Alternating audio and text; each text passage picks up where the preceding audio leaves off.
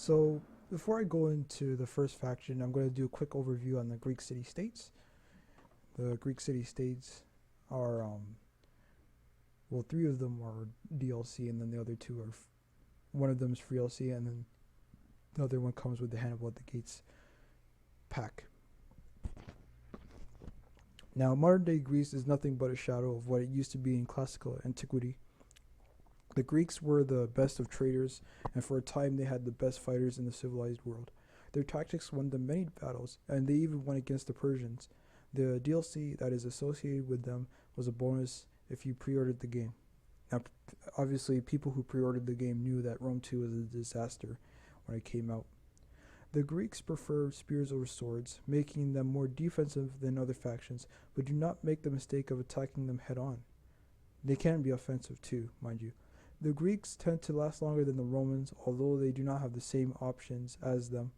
They also don't have the same killing power overall.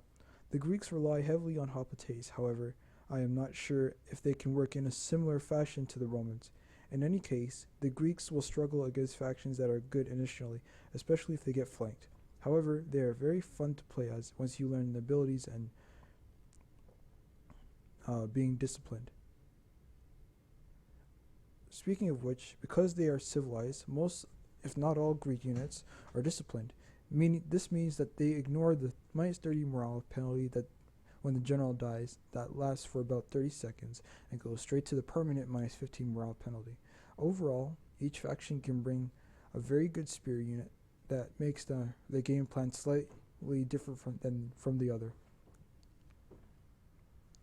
Basically, the Greek city-states are a very tanky faction, tanky culture.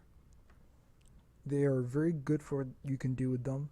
They are not as combined arms as the successors, but combined arms does work well for them, and it probably is necessary to beat certain barbaric factions.